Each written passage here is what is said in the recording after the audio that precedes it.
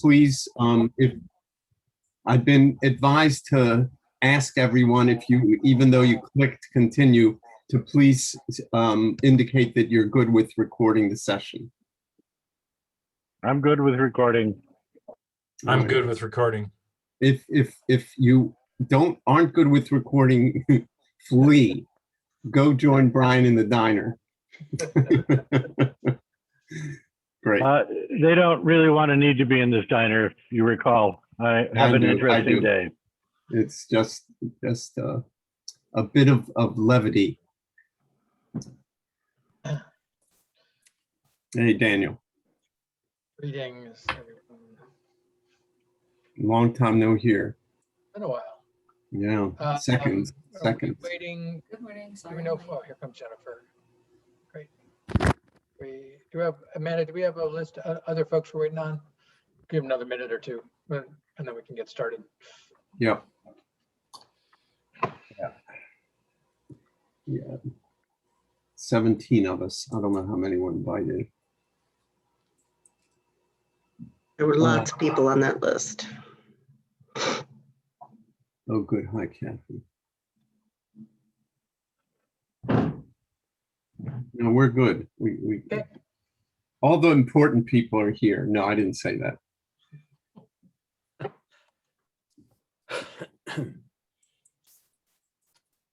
right, I think we should probably get started then. Yeah, we should. Do you want to say hi, or you want me to just jump in? Oh, let's just jump in. I think. All right. So I'll start by thanking everybody. I mean, you are all busy people, and you're contributing your time here. It's really great and important, and we love this work. We love this project, and are very grateful that you're all on it with us. So I want to start with that for sure. So what we're going to try to do with today's meeting is go over where are we, what are the next steps, and how can everyone participate. Everyone raise their hand to say, I can do X or I can do Y, because we need to be pretty specific. That doesn't mean everybody has to decide today, but laying out what the field looks like ahead of us, because this is, and it's very important to say, this is a very short-term project. We have a deliverable to Robert Wood Johnson in like a month and a half, or at least have to have a document that we're editing and getting ready to go in a month and a half. So there's going to be some lifting here. It's not particularly heavy, but some lifting. That's the bad news. The good news is it won't be for long. We'll get this together, and hopefully it'll be a product that's really good for the field, for all of you going forward, because I don't think there's anything like this scan out there to learn from each other and to share our knowledge with each other. So I think that has multiple uses that people will benefit from, which is probably why you're all here. So that's the lay of land for the meeting, and from there I'm going to go into specifics. Daniel, anything you want to raise just at the start? No, I think we're great. I just want to reiterate thanks. This is exciting. And the only thing I would say is if anybody does come across sort of a national scan of this stuff or pieces of it, of course, to raise that. We haven't seen that yet anywhere so far. So. No, I don't think we have. And it's worth saying that MyHin is working with us as well. We just hung up. Daniel and I were a little late because we were on with the MyHin folks.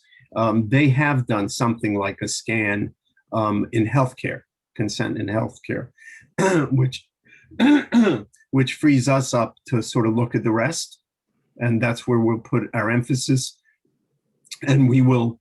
We're now talking about how do we incorporate what they've done, maybe with some updates, but how do we incorporate what they've done into the final report so it's more comprehensive.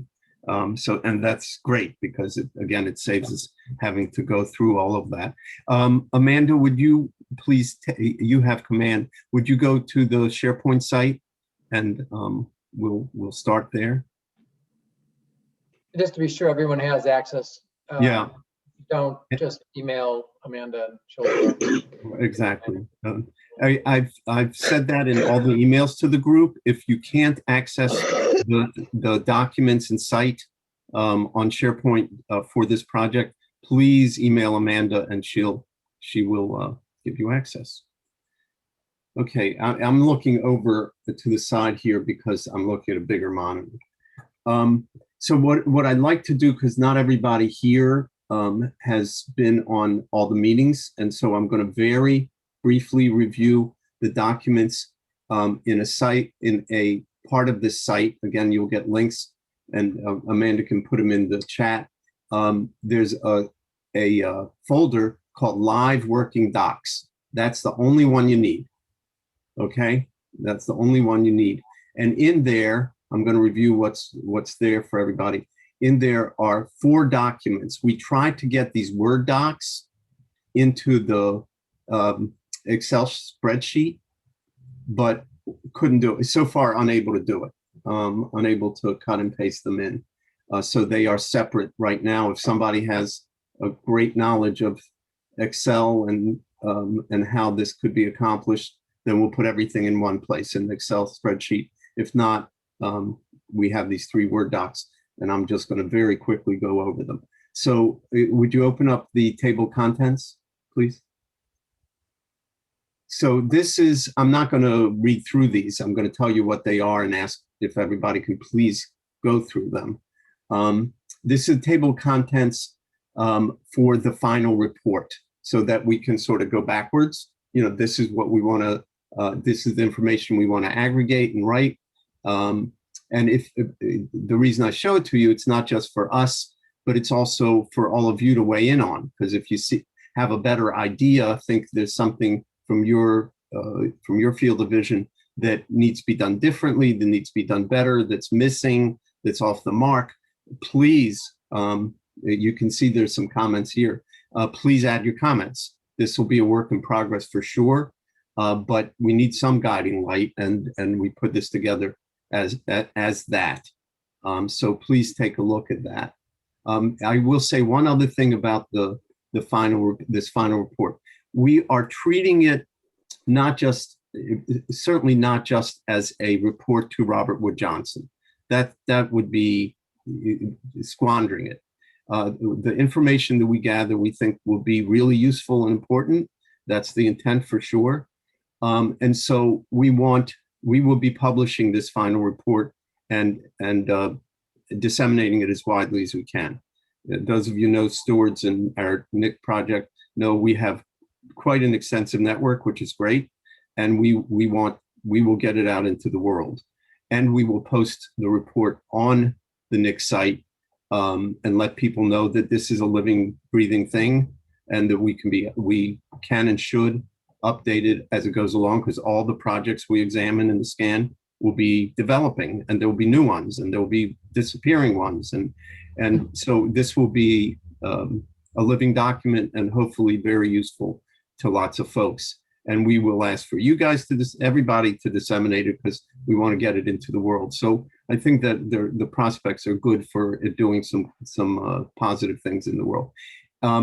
Toward that end, this is an idea. We can discuss it today if we have time, but I'm putting it on the table so everyone is aware.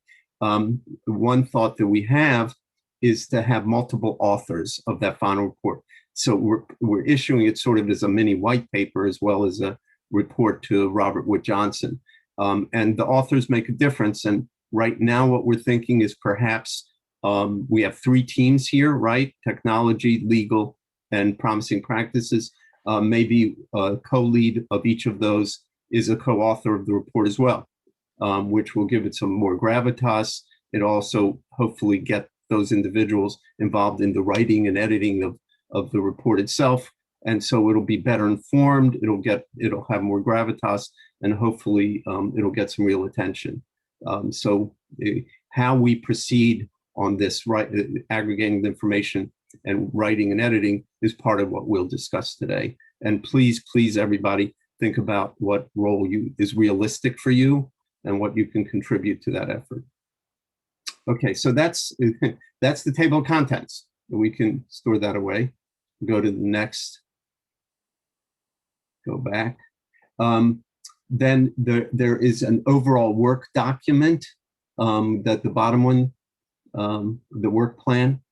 And again, I'm not going to go through it, but here are the objectives. If you want to see who are the team leaders, who are the people on each team, scroll down a little bit. Here are the team leads with participants. If your name is not there yet as a participant, or if you want to be a co-lead, please either, well, don't call this up and put your name on it. Please email Daniel, Amanda, or me, or all of the above, any of the above, and tell us which team you'd like to work on, which one suits your proclivities and skills best. Actually, it would probably be good to do that today. Yeah. Or whatever. Sure. We can do that. I'm trying to be mindful of time, but absolutely. And if you don't do it, if your name doesn't get there, please let us know and we'll do it. And as you scroll down, you see there's a timeline and deliverables, and everybody can look at that at their leisure. And there are links everywhere that I could put them so that it's as easy for people to get from one place to another as possible. This seems like a lot of documents. In a work environment, it's really not. Once you read them once, you're going to get a sense of what we're doing.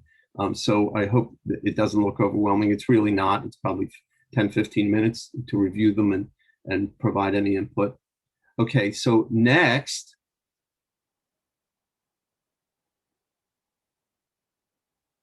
is a more detailed work plan, the second item down. What I try to do here is just the short-term next steps, not looking, what are we doing, 3 weeks down the line and eventually, but here's what we can do now. Here are next steps we can take so that we get this thing moving, again, with links to everything to make it as easy as possible.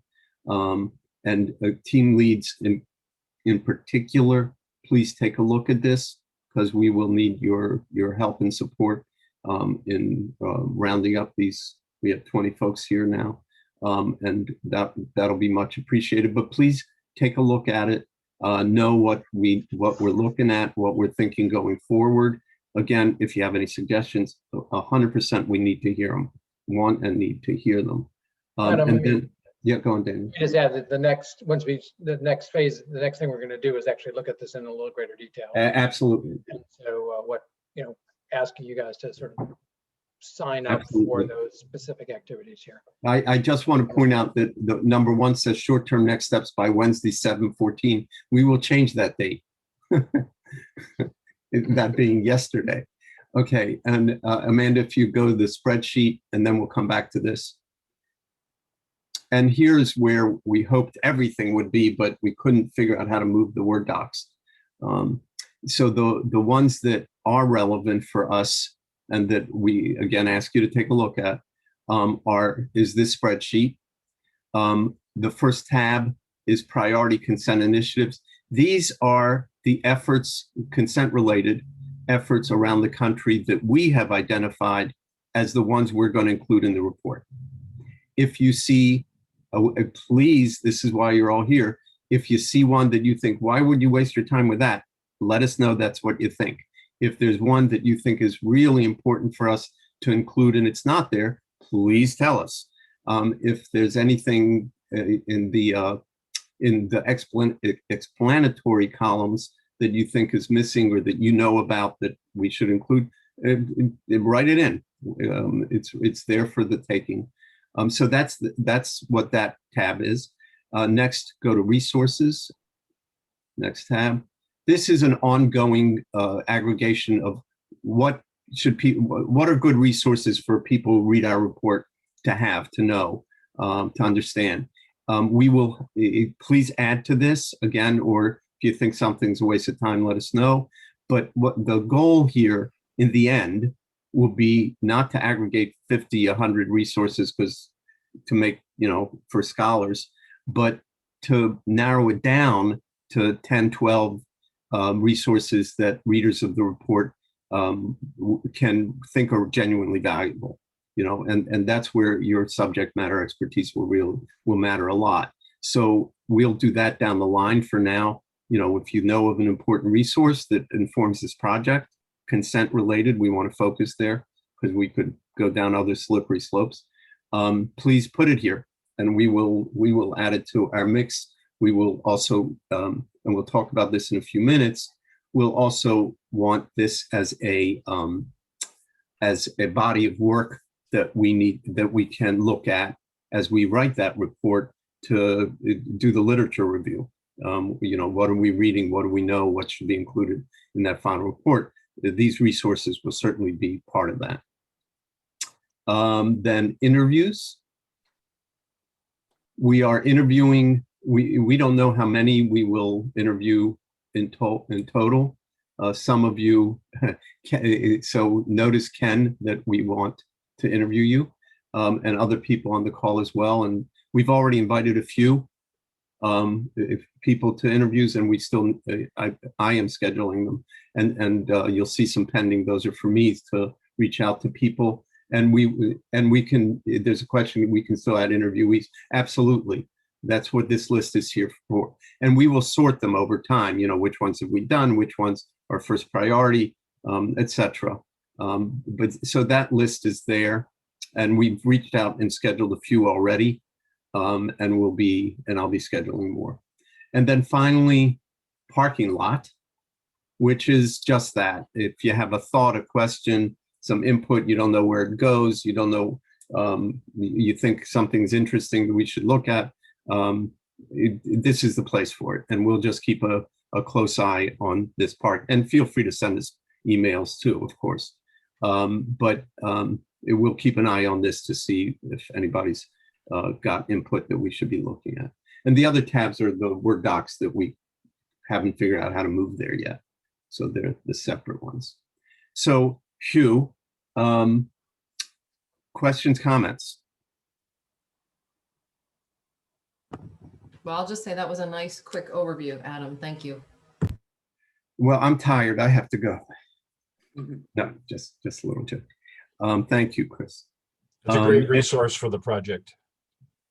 Yeah, I think that, if back to what I was saying earlier, there aren't really a lot of things to look at once you've looked at everything once. But please do think about, both during this call and subsequently, where can you contribute? I mean, obviously we want you to write into the outline, into the interview, all these places. If you have an idea, we need to capture it. It truly, I'm certainly not a subject matter expert in this. Daniel is, but we need, many, many more voices, many more minds than we can provide to make this a genuinely valuable piece of work. So please do take that seriously and give us your best input. Okay. Any other, just pause for a second. Let's just. Yeah, absolutely. Anybody else? People's thoughts around this. I went through that rather quickly. Yep. And I don't know if there's an appropriate question for now, but what is our role in the interview process? Okay, great question, and it's very appropriate for now. So for each interview, so far we've been selecting, but anybody should say, hey, I'd like to be in on that interview, in on that interview. Hey, I'd like to be one of the people listening in, whatever. What I'm trying to do for each interview is assemble I don't want it to be overwhelming for the interviewee. Nobody wants to be interviewed by 10 people, but 3 or 4, maybe even 5 is fine. So what I'm trying to do is think about who from each of the teams, the legal, technical, and promising practices, who from each team, whether it's a co-lead or someone else, should be in on that particular interview of that particular person. So I will be reaching out for participation for each interviewee. And if any of you if any of you want to be part of one of the interviews, 100% we would like to have you there. Even if you're not the person interviewed, if you have expertise in that subject that the interviewee does, you will add to that interview, not just in your questioning, but in your comments during the course of it. So that's really valuable. That's So really Adam, valuable. towards that, I have a suggestion then on the interviews tab. Yeah. If you want to create an additional column and people can input if they're interested in being on that interview, that might be Sure. easier than an email. Yeah, I just that's asked- great. That's just great. asked. I have not done that for the 3 that are already set up. Well, 2. One is still pending, so we can still do it. But subsequently, but we can certainly. But I have invited people on this call onto those interviews, and we can put those names in here as well. That's a good idea, Chris. Thank you. One of the things that we talked about a little bit yesterday with Chris and Jennifer was that because some of the interviews touch multiple areas, so it's not only the legal but the emerging practices, that it's not totally clear who should be in which interview, because as we structure the interview questions, we may want to touch on some of those aspects in a way that would require or be of value. So we should think about that as we go forward over the next couple of weeks. Like, oh yeah, it really would be valuable to have sort of a technical person on this call as we dive into it. And the truth is, it's always going to be valuable to have someone with people with varied expertise, because we don't necessarily know exactly what anybody's going to tell us. And if you don't have someone with a particular expertise as an interviewer, you can miss something straight up because you don't have the expertise to know it. Any other comments, thoughts, questions before we move on? Well, with Daniel, what you just said, so is there going to be a template, or is there going to be structure? We'll have some questions beforehand. Yeah, did you move the questions into this spreadsheet, or Amanda? No, Amanda? I haven't moved those. So we need to, there's one, in which case there's one more. There you go. We haven't moved these. We need to. We came up with, and that was a very good question. That was important. Thank you. We do need a template because we want apples and apples across interviews. And then of course they'll diverge because each person has different expertise, different project, but some commonalities. And these are the ones we came up with. Amanda, we need to put these somewhere. For now, would you put it into that into the folder with the other documents that are for the project for now, and we'll try to get them into the. Let's just pause for a moment there, Adam. Yeah. or Amanda, if you can pull that up again. Let's just, while we have the collective wisdom of this group here, just everybody take a minute, read through it. I had made a comment on number 1, which was we should gather as much information in advance as we can and not start from ground zero. So we'll look for your help on preparing for those interviews, just to make people's time better. Yeah. Okay. Yeah. Is there something? Do these all make sense? And is there another one? Chris, yeah, the answer is yes. We will send questions ahead of time. I have not yet done it, but yes, we will. You might want to ask if they have software or system or some type of IP that would be available for others to use as a result of their project.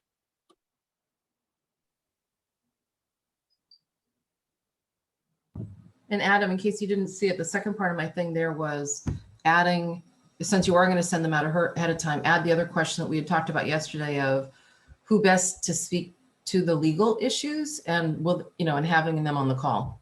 Yes, and I'm going to ask each person if there's anyone, not just legal, but anyone else working on their project who they think it's important to be on the call as well. Yeah. Kathy, can you hear me? Kathy, we're interviewing Kathy today.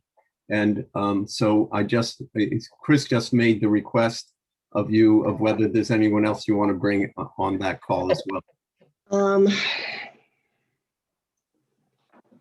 And fine if not in every case, but if so. I don't think so. Yeah, I thought that might be the case, but I think asking the question is the right thing to do in every case, and you see these questions in front of you, so that saves me. And we will do that respectively, for sure. Adam, I think, Yes, sir. again, I guess it's Chris brought it up, and yesterday's conversation was interesting for those that were on it and those that were not. Yeah, yeah. Maybe we should baseline the conversation, right, with the consent workflows, because it got a little gray yesterday, right?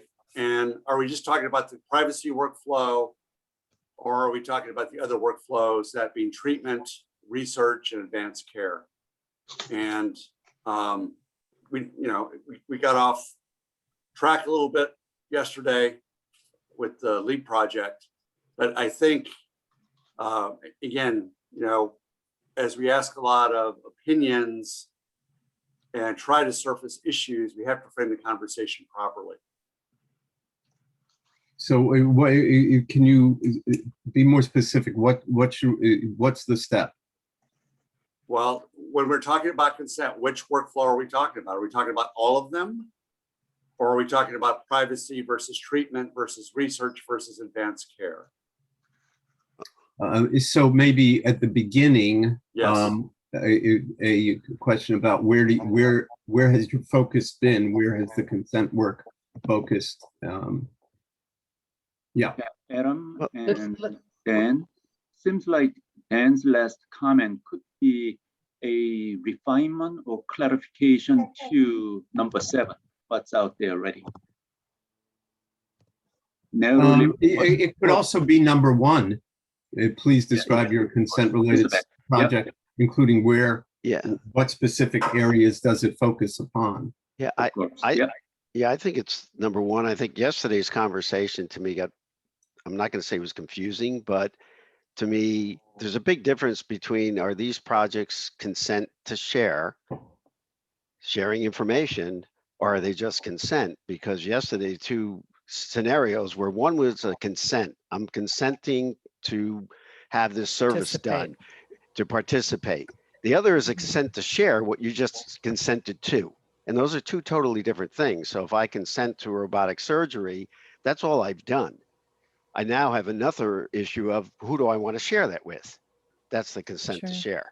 So I think we got very confused yesterday about lumping the 2 together, and I don't see them as the same. I can Great. consent to get SNAP, but I then have another consent. Who do I want to share that with?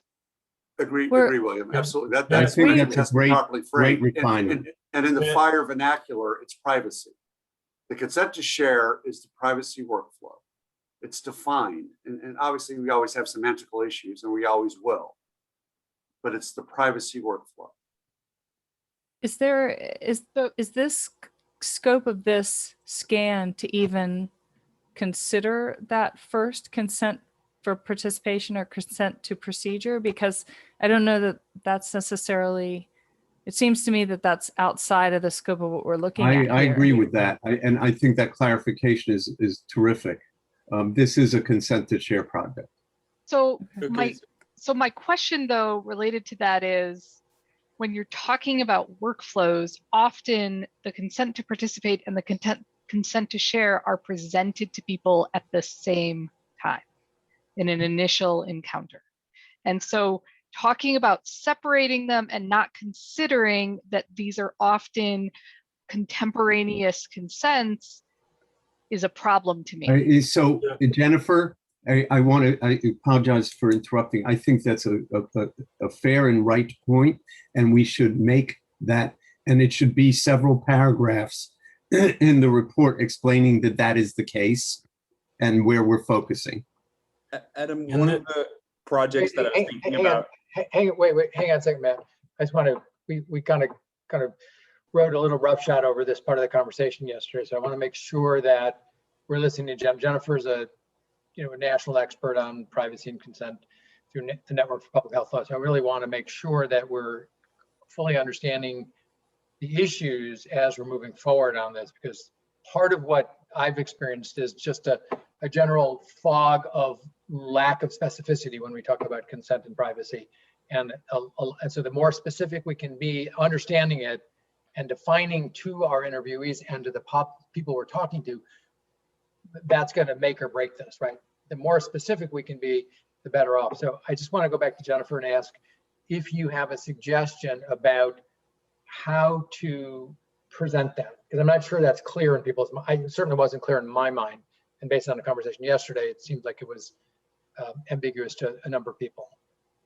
Yeah, and so I think that what I'm saying is that it has to be considered. I'm not saying that consent to surgery and consent to sharing information is the same, but that often when these consents are sought, they are presented to people at the same time, and that's not something that we should be overlooking. That oftentimes a tool that will be used to get that consent to share might need to be integrated into a workflow that is also seeking other types of consents. And I've done lots of work with projects, and the consent to share information is being obtained at the exact same time, and oftentimes is integrated into a consent for participation, a consent for services. There's a multi-consent document that's drafted, and those consents are being elicited simultaneously. And that's something we have to consider in this project. I don't think it can be separated completely from the considerations we're making. Would it be fair to say then that that what we're really trying to look at the scope of issues and barriers and solutions to consent to share, while at the same time recognizing that we have to have a flexible workflow that can then also include consent to participate? Yes. We have to. Go on. Just jump in and say, I would clarify that I think exactly like Jennifer is saying,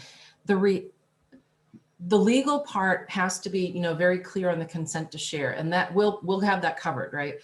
The other part about what I think what Jennifer's bringing in is that operationally, many of our clinical partners, right, will be talking about all the consents when they're having the person do that stuff, whether it's online or it's signing in their initial patient, meetings or that sort of thing. I don't see us as having to focus on that other consent, because I think the various clinical providers that we work with will have their own internal preferences about how they want to do consents. Do they put it in a multi-consent form? Do they do it separately because of how their other workflows work? But I agree with Jennifer completely that we have to be aware of it, but I don't think we have to necessarily focus on it. We have to be aware of its contexture and then leave lots of room for the people who are going to be using the report to see how it best fits them. What we do need to do is make sure that the readers of the report know that we know what we're talking about. In other words, you can't ignore the elephant in the room. You have to at least acknowledge it's there, explain where we're focusing, what we're not. So what I want to suggest, and this goes, I'm going to ask a direct request of Jennifer and maybe with you, Chris, and this would go for everybody as we proceed on this project. What you just said, Jennifer, to me is I have no idea. It's 3 paragraphs or 10 paragraphs in the report explaining what it is, why it is, our understanding of it, and I would love for you, at your convenience, write it up. Write up that we have a piece of the report. We can expand it, but let's not lose these nuggets, these moments of things we know are important to tell people. And so that goes for this conversation, if Jennifer, if that's okay. And then I would put it out to everybody. If something is in your head now, and certainly will be in the next few weeks, and go, oh, this report simply has to hit X and Y, and it's in your wheelhouse, type it up. We don't have to make it a note and get back to it and get back to it and get back to it. We can aggregate these sections, so to speak, and maybe some of them will be expanded, whatever. But I would ask that those be contributions from this group as well, because that will really be helpful. Yep, I'm very happy to draft something up. And Adam and Jennifer, I'd just like to note that our work with MyHand, we ran into this issue also. So I'll just volunteer to also contribute to whatever Jennifer that would be great. Yes, that would be great. Thank you. Great. We're getting on the right road here. And I would like to interject that we shouldn't forget that consent for part 2 was changed in the CARES Act. And the original time of implementation was for March of 2021, but I believe they put it off another year or so.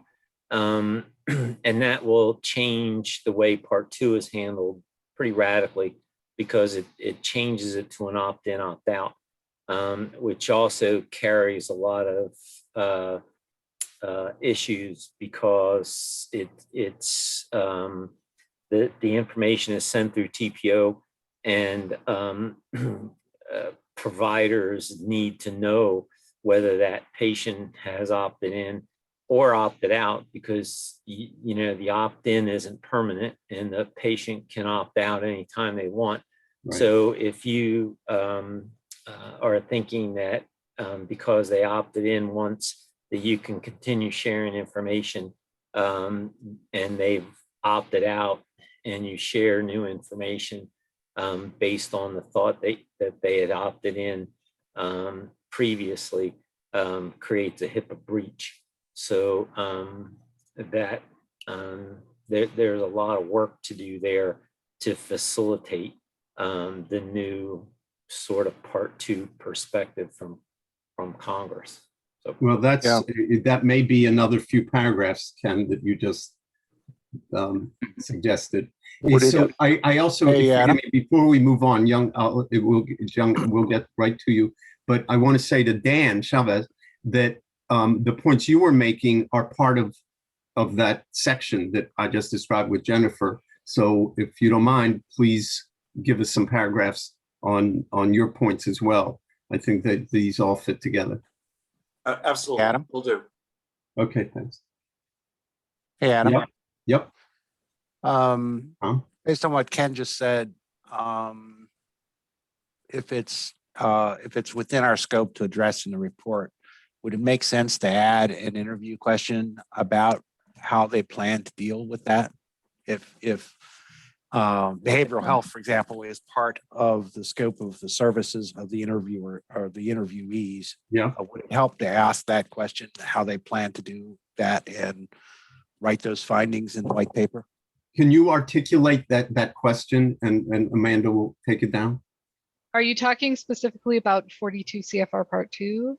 Yes. Implementation? So that's going to be very specifically related to substance use disorder treatment centers. Right. So unless you're interviewing substance use disorder treatment centers, like the thing is 42 CFR Part 2 is very difficult to, like, in application, it's very restrictive, but it's also very narrow to who it applies to. Well, but Jennifer, it also applies to HIEs in an opt-in state, for example, or anywhere. Yeah. If they're collecting that information. Yeah. So, for example, we do collect it from many of our sources, and our current consent form is Part 2 compliant. So it's, the aggregator kind of area is in addition to the actual substance use providers. Any of us. So in the interest of moving on, anybody else on this topic? And let me just, if you didn't see Amanda's suggestion to everyone in the chat, if you want to add questions to this list, could you put them in the chat, please? And we'll consider them from there, so that, that would be great. And I want to ask one question before we move on is, has that guidance, the federal guidance on the new Part 2 been disseminated yet? And is that, should we be working towards that as we address this issue? Yeah, not that I'm aware of, but I mean, it's in the CARES Act. So, that would be your best reference probably. Yeah, I don't think there's been implementation guidance that I've seen. No. Yeah, and it may be quite a while before SAMHSA publishes something around that. To that end, if I could add, there's an environmental scan around Part 2 compliance and implementation. And then there's an environmental scan around other mechanisms for consent and consent services and systems that are out there that are or GDPR compliant that could be retroactively fitted. So I think we want to be inclusive of what we're looking at. Okay.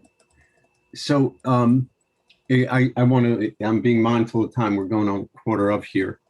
So Amanda, would you please go to the work plan where the teams are? And I want to take really, I hope only 3 minutes, and anybody take a look and see if anybody wants to raise their hand and be on one of these teams, because then I want to talk about what we're going to do moving forward. But I hope this will only take a couple minutes. Yeah, that one right there. If you don't see your name on any of these teams and you know now that you'd like to be, can you please say something out loud or in the chat? And then we'll just take a couple minutes here and then I'll go into what we're going to do. Anybody? Adam, this is John. Yeah. I like to participate in legal and technical, if you like. Legal and great. Yes, more is better. Thank you. Anybody else? And obviously you can do it after this meeting as well. Are we good? Didn't you say Okay. there are baked goods involved and anyone who volunteers for these things? Daniel's buying the coffee. Yes, we ship Krispy Kreme anywhere in the country. Somebody's hungry. Okay, we're fine. I mean, we've got good participation here, and we'll be leaning on you guys whether you sign up for a team or not. And I do want to stress, I think it was a good idea. You know, I'm grateful for it, for people to just contribute paragraphs or sections just because you think it belongs there, because you have that thought, that expertise. So please send those to me or either or Daniel and or Amanda. That'll be great. That'll be a way of building this report and giving us ideas for it that is real concrete. Okay, and then if you would go to the other work plan, we can go into the immediate steps, because that's what we need to do. I'll just real quick, any questions before we dive into this? Okay, so we're not going to do this by Wednesday, 7/14, but let's look at what the next steps are for the next week or two. So I'm going to run through these individually. So we're asking the team co-leads to identify and document key consent-related projects and efforts. And that's the input that we asked for on the tab on the tracking sheet. If the team co-leads could please be the wranglers of that, you know, if you reach out to your own teams on every one of these, if you can, and let's populate that as best we can so we know what we're looking at. And especially if that list of projects, if it's missing something, we don't want to figure that out 3 weeks from now. Ditto for the co-leads on resources, because we're going to have to do a lit review. And if we're missing stuff, we don't want to be figuring that out weeks from now. It doesn't have to be a lot. It just has to be sort of the right ones so we know what's out there. Adam, do you want to pause on that for a second? Yeah, of course. Go on. 2 points. One is, Jennifer, I know that you guys have produced a bunch of stuff for RWJ and Dash, like on some of the legal review, and other folks have done that. So, you know, that should be, and I think you're going to even have a repository of some of that stuff. So that should be, that's an example of stuff that we, you know, ought to be, and we actually have already referenced that.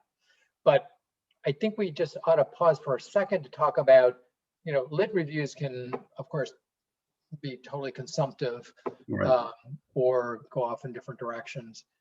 And so this is a little bit of a tricky area here, right, in terms of how to do this. And I think to Adam's point that the co-leads, the leads and the co-leads on this ought to be thinking about how best to do this, right? Amanda is available. She's, you know, she's surveying a lot of materials every week and can support, the actual sort of in-depth research. I know some folks have, academic credentials to be able to get into some of the academic research facilities, or we can find those. But I guess the question here is, are there any recommendations, as opposed to just everybody kind of going off and doing it, to sort of focus that lit research in a way that would be most productive and less duplicative?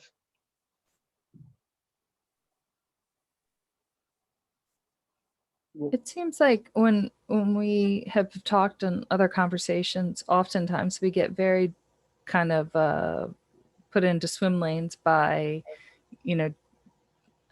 I've heard you talk about different domains.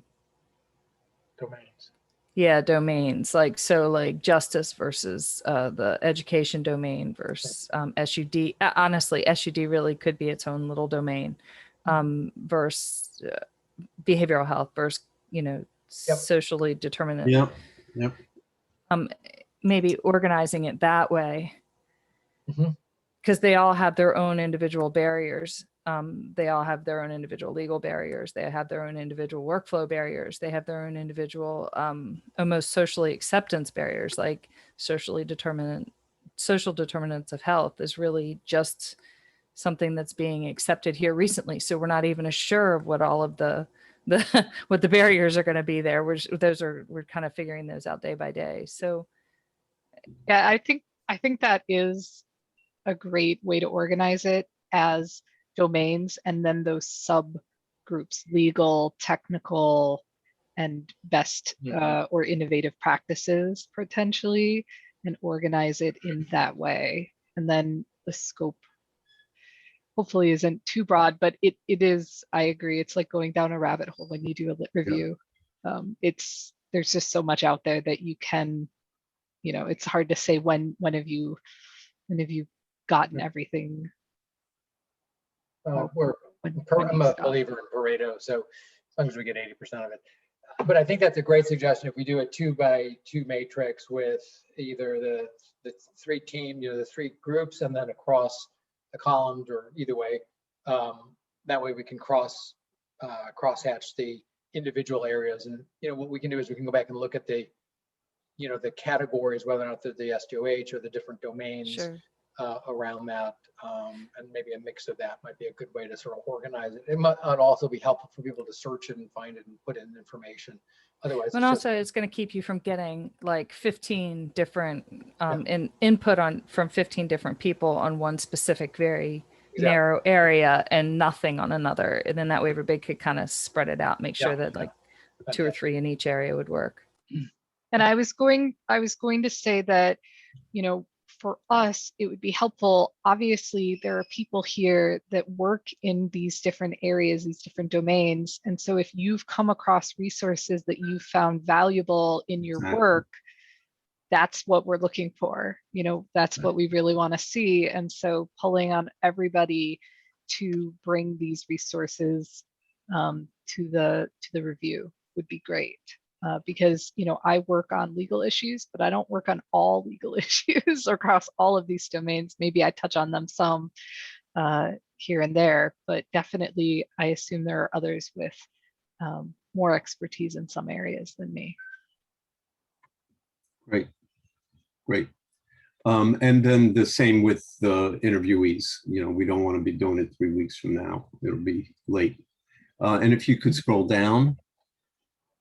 So I am asking, the team leaders to please, if you can be the people who, Bride Herd is way too strong. I mean, sending an email and saying, have you checked in with this yet?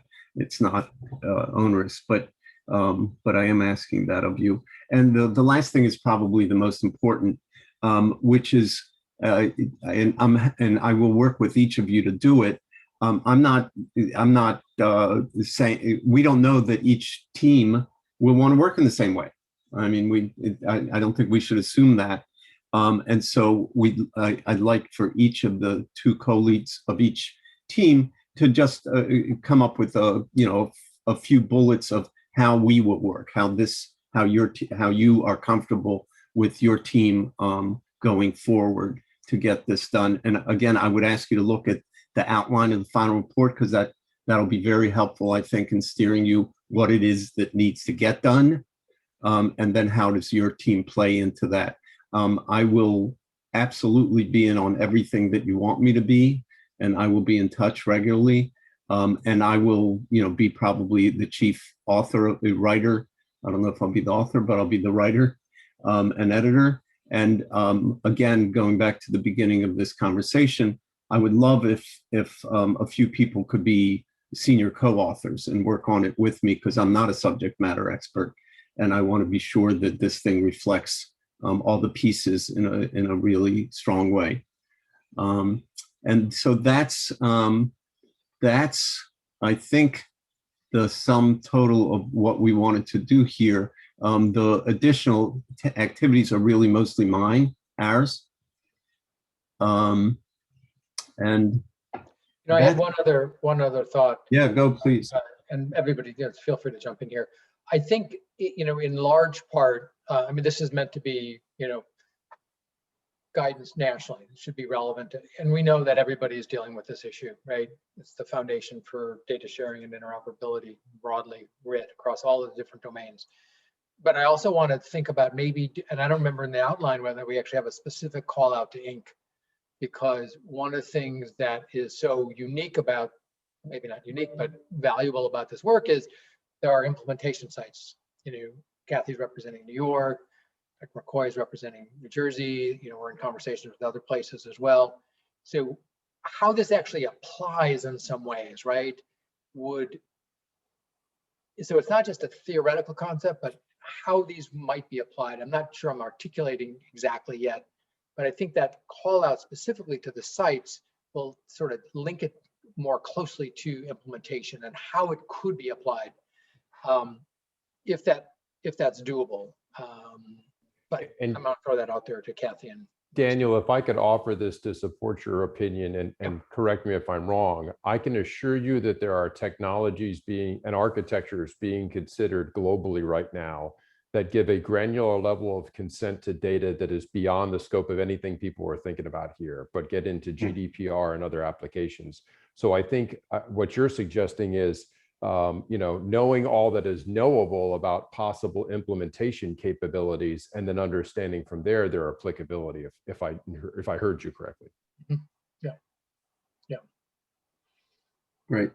Kathy, Christine, does that make sense to you guys, or is that too? It does. This is the key to our success. I really just don't think we will move forward into interdomain information sharing, without this. So it's exciting to hear that people are, putting very similar things live in other areas, and the more rapidly we can bring this into create a tool that we can use and plug into our systems, the better. And we have very, very specific examples of how with whom we are trying to share data. Right. And I think, I've got the Inc. perspective, but I've also got the HIE and community-based organization perspective that's a reality. So that's great. So Amanda, if you would go into the master work plan, I want to answer Matt's question, and everybody should see what the timeline looks like. When I said it's a sprint at the beginning, that's what it is. It's okay, so scroll down. Here we go. So these will slip, and they're written to slip, but not by much. We need to complete revisions.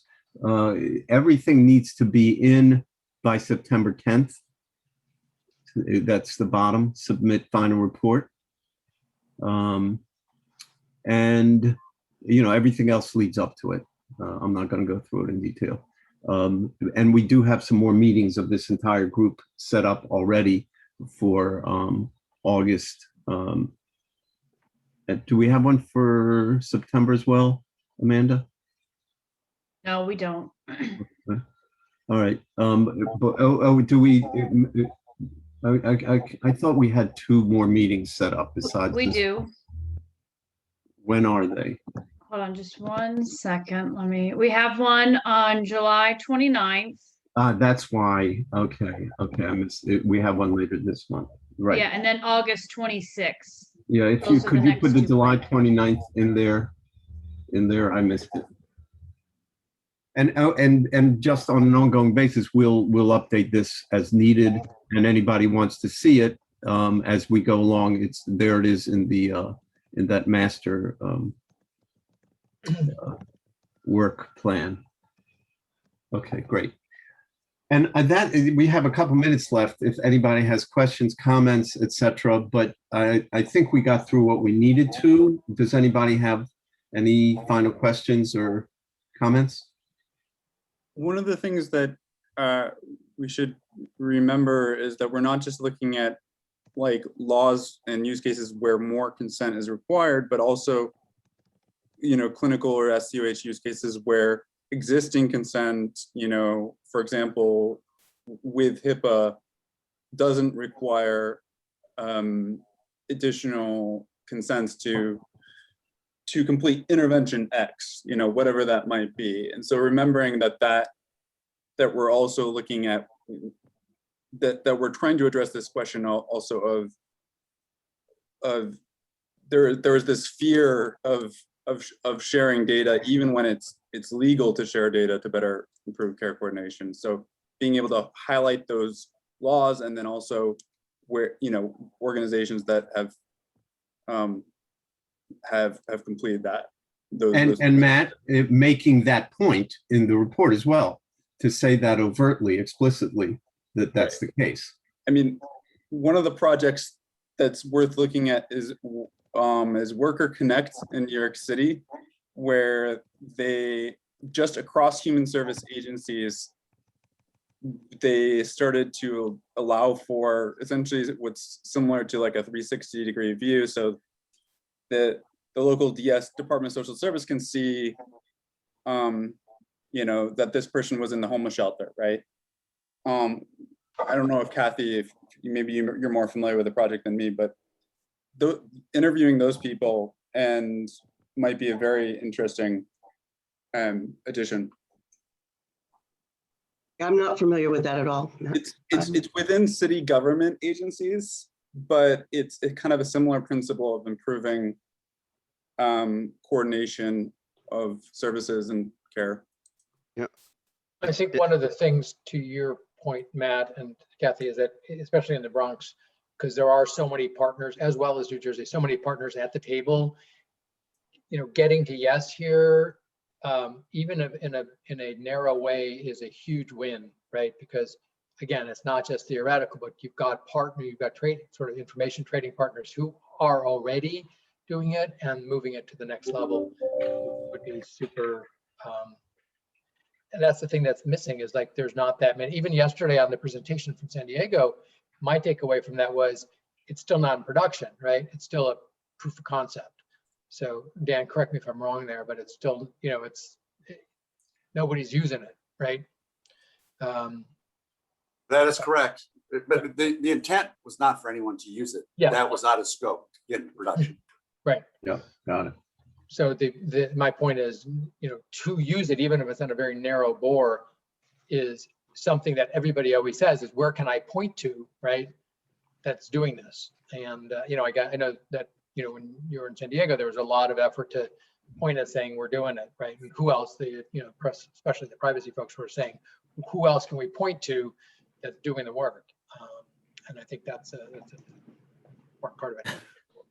Yeah, we also have to be a little careful about creating applications that make you be able to specify down to very low levels of data content of what they will and won't share and stuff, if it, you know, is swimming upstream of what the legislation is that, you know, guides these things, such as Part 2 and so on. So, you know, we have to be careful, because we can over-engineer things to make or allow a patient to, get very specific on what they want and what they don't want to share when there's no legislation or law to back up that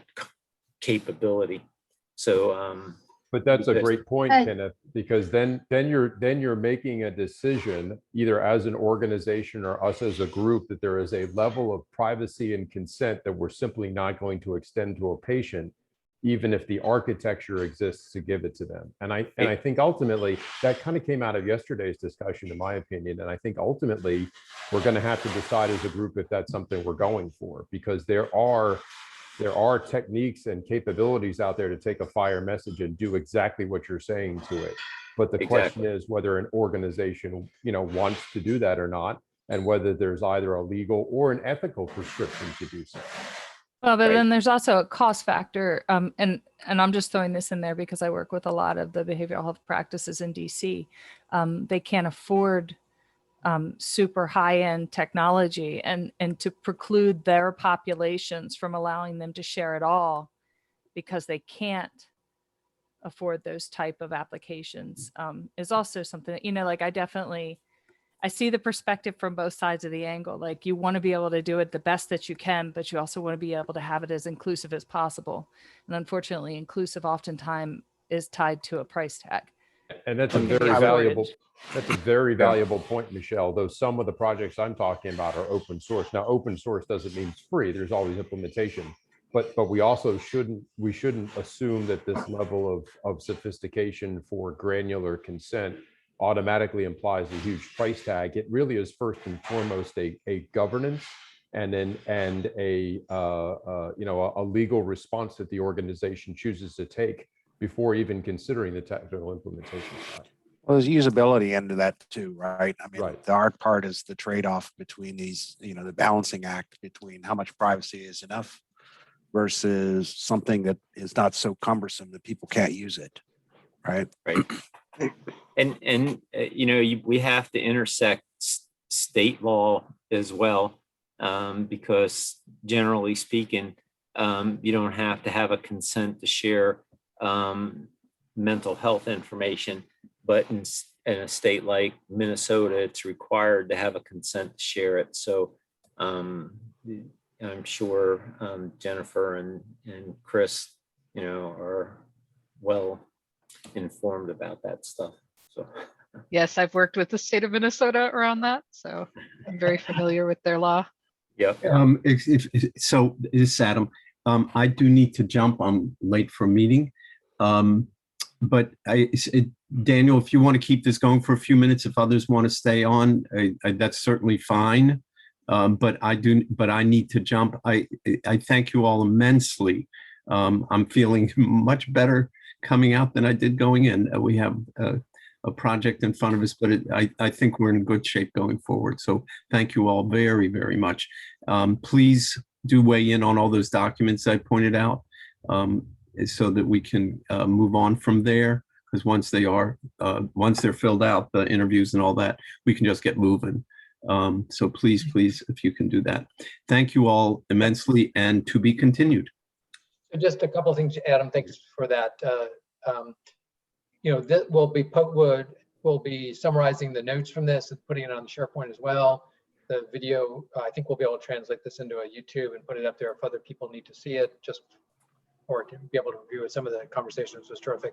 There's also, I believe, a section, Amanda, just confirm for me that in the SharePoint, you can sometimes put in sort of not notes, but like almost like a chat on the homepage of that.